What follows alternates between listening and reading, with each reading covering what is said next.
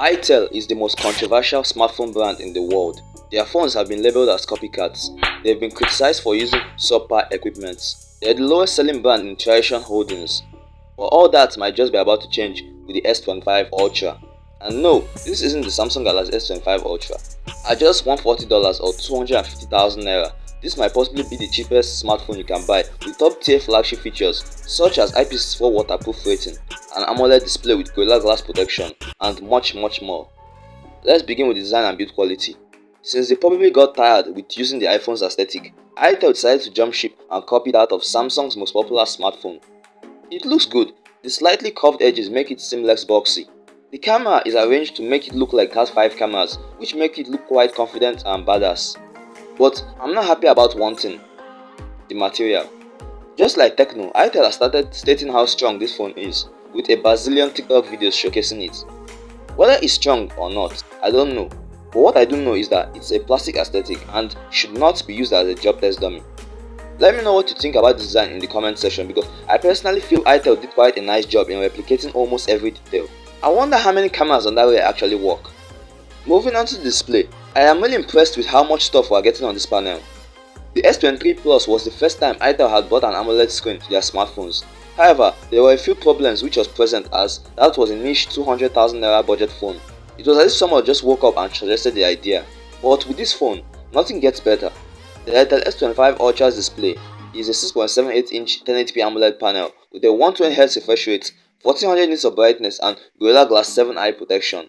And sure, it's an absolute joy to consume content on this screen, but I feel the thing you'd notice immediately is how small the bezels have become. This isn't as small as the iPhone 16 Pro Max or the Samsung Galaxy S24 Ultra, but tell me if that isn't the smallest screen bezel you've ever seen on a budget phone. So content consumption is as immersive as it gets, with the only interruption being that tiny hole punch cutout for the selfie camera. Okay, I feel what annoys the population, including myself, is how Itel phones fare when it's regarding performance. Almost all their phones are powered by Unisoc chipsets, which are very behind the competition due to how lazy they are. And with how much they were pushing for this to be the best budget smartphone money can buy, I thought they would change things up a bit. But they didn't. Powering this phone is the Unisoc T620, and let's say there's hope. This is the fastest, most powerful Unisoc chipset ever made, which delivers insane benchmark scores, especially when you compare it to the likes of the MediaTek Helio G99 and the Helio G100 processors. Gaming is fantastic, as quite demanding titles like Call of Duty Mobile can run at medium settings and frame rates without a lot of stuttering here and there. This phone comes with an astonishing 512GB maximum storage option, paired with 8GB of RAM, which can be expanded by an additional 8GB via memory fusion. But it gets even better. You might not know this, but most budget smartphones run on a type of memory called eMMC 5.1, which handles the necessary reading and writing operations on your phone, and thereby contributes to uploading times, compatibility issues, and much more.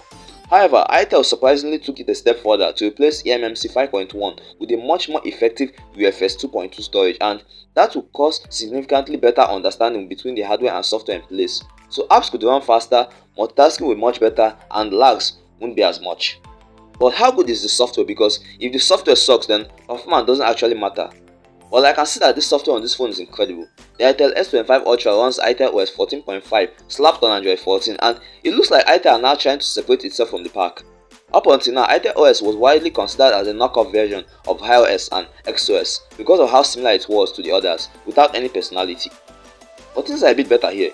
The bloatware has been massively reduced, ads aren't as picky as much, and it just looks a bit more optimized. And as a cherry on top, it supports 2 years of Android updates. Yeah, I was happy too. The only problem I have with the software though is the name itself. It just sounds way too cringe. And if you are enjoying this video, kindly hit the like button and subscribe to the channel, please. Thank you. Powering this phone is a 5000 mAh battery, which lasts long depending on your usage, and you are getting 18W fast charging straight out of the box. Before I address the cameras, I just want to talk about the extra features. So up until this point, Itel hasn't really had great features. They just sort of carried along with those on other phones. But this Itel S25 Ultra brings an under-display optical fingerprint scanner, JBL tuned speakers, NFC, and crazily enough, IP64 waterproof and dustproof rating. How they pull this off to the plastic finish is incredible, but take my word for it, don't take it for a swim. You might be extremely disappointed with the results.